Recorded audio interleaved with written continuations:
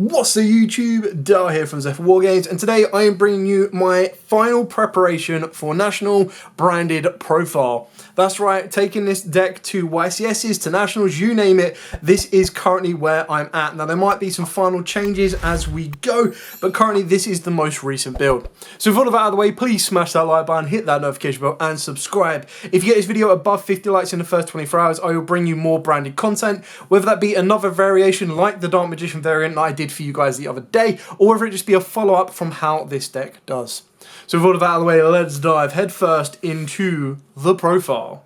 So starting off for the first time, we are using Free Fallen of Albaz. The fact that this card could be utilised as a board breaker, we still need to deal with Kashtiras, and I'm also preview playing Super Poly in the main deck. So there are times when you could, in theory, normal summon Albaz or basically fusion deployment out Albaz and then attempt to trigger its effect. At that point, if your opponent wants to respond to either bounce or negate, you then still have the ability to Super Poly using Albaz, and because of all the targets I've got in the extra deck, so many different options for me to kind of still break that board. I am highly considering putting the Albulanatus in because I don't want to disrespect Dragon Link. I feel that deck can still do incredibly well, and being able to try and play through something like a Chaos Angel can be invaluable, but that's something that may tweak and change right at the end. We've then got, for the rest of basically the Albaz style cards, 2 Cartesia. Hopefully I can pick up the second Starlight and that, so it would be amazing. But 2 Cartesia seems to be the going rate with this one right now because of this Mac Daddy here. Guiding Quermit just has taken this deck up to such a whole new level. It's so good, and I guarantee the less experienced players at Nats will forget that her effect happens no matter who moves a card from the extra deck.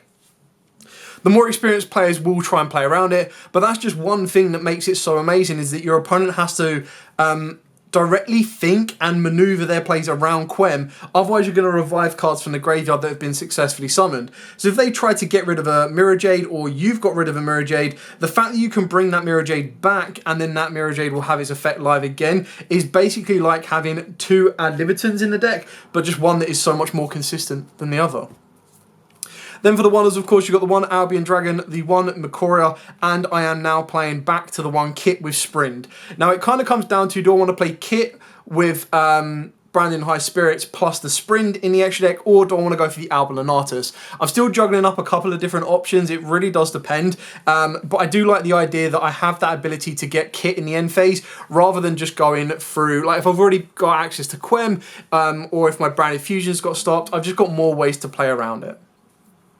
Then, of course, for the Despias, we are playing triple Aluba. I think this is pretty staple. A lot of people can play it too as well, but I feel 3 is pretty much the going rate on this. You want to see your Branded Fusion as consistently as you possibly can, alongside the 1 Tragedy and the 1 Ad Libitum. Ad Libitum bounces in and out of decks depending on your playstyle and depending on some people play Dramaturge.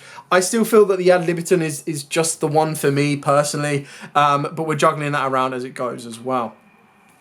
Then for the Bestials, pretty standard this one, the Lubellion and the Saronir. There was a point where I was considering actually taking out the Saronir because I wanted to minimise the Bestial engine, and the only reason that I want Lubellion is so that I can then get into Branded Lost more consistently. But the way I see it is, by the time you get to Branded Lost, your next fusion play has to come off as something like Cartesia. Like, you've already conducted your Branded Fusion play, and as you'll know through playing Branded, once you start the Branded Fusion train, there's no point that it stops. It always goes, okay, cool, Branded Fusion into Albion or Lubellion goes into the next fusion play. So it's very tricky to kind of trigger off that second one as and when you see fit. We've then got the 1 Dark Magician. Again, this is another card that I'm highly considering cutting. And currently a 44 card deck. It's just one of the ones, but if a Banisher dropped right now and cash was no longer as big of an issue, then I'd definitely consider getting rid of it. But the fact is, going into Nats weekend and YCS weekend and everything else, it's still going to be there. So you need to have access to Dragoon, because you can very simply just go into Dragoon, even under something like a D-Fissure, get into a Dragoon. A lot of decks are going to struggle to out that, and your Dragoon is going to ultimately win you the game on its own. Then for the hand traps, now this might change up. I might do a 2 and a 2 and a 2. Is triple Ash Blossom and triple Imperm. The 2 and the 2 would be that I would cut an Imperm for a Draw Unlock Bird and I'd cut an Ash for a Draw Unlock Bird. I just feel you kind of want to be getting max value out of your hand traps. So a lot of people are either playing Cross Out to deal with it, and if I did put Draw in here, I would then consider Cross Out as an additional layer. I don't feel that this deck gets absolutely neutered by Draw Unlock Bird, but it does seriously hurt.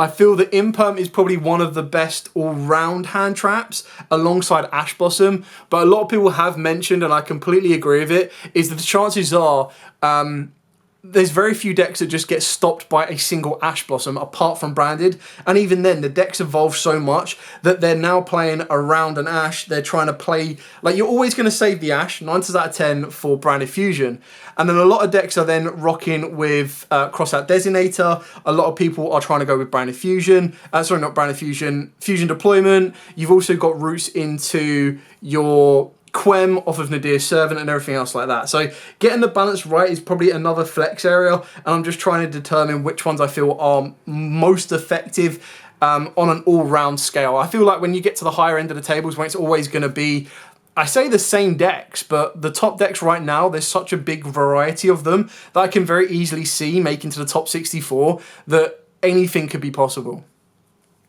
Moving on to the spells, of course, triple Branded Opening. This card's just nuts in the deck as it is, alongside, of course, triple Branded Fusion, and then triple Fusion Deployment. I still really rate this card. Like, the fact it gives me access to Cartesia and even an Albaz. Albaz more so for going second. Like, if I'm going second and I'm able to activate Fusion Deployment, straight away getting Albaz, obviously I'll have the 6 cards in the hand. Fusion Deployment replaces itself with Albaz, so then you discard 1 card, and that ultimately can lead you with a contact fuse of an extra monster, or it gives you a direct bait out. So you're basically trading Fusion Deployment plus a discard for a bait out, and if they don't stop that, you're going to be able to get to a Mirror Jade early before even using Branded Fusion, and that then opens up the door for Branded Fusion to become Dragoon or anything else you might want. Then for the board breakers, I've gone with 2 Super Poly. Again, I'm still tweaking this around. I'm not too sure if I want to main deck Kaijus or if I feel Super Poly is the most effective. I feel that there's a lot of decks that can actually falter to Super Poly, whether it be me adding a monster to the board and then Super Polying with that, or whether it be me just generally Super Polying their board. The most ideal target is, of course, Mud Dragon, just because that can deal with Appaloosa and Baron, and it's all about adapting to where you see fit. Then, of course, 2 Nadir's Servant, alongside the one-ofs of Branded in Red, High Spirits, and Lost, with the power one-ofs of Call By, Gold Sark, and Foolish. Moving on to the trap cards, I am main decking the Retribution, the Expulsion, and the Gimmick Puppet. I just feel that ultimately, if I resolve the Gimmick Puppet, I win that game. Now, if I go first, get to Gimmick Puppet, and my opponent is not playing Bestials or a way to stop the Gimmick Puppet, it's pretty much game over.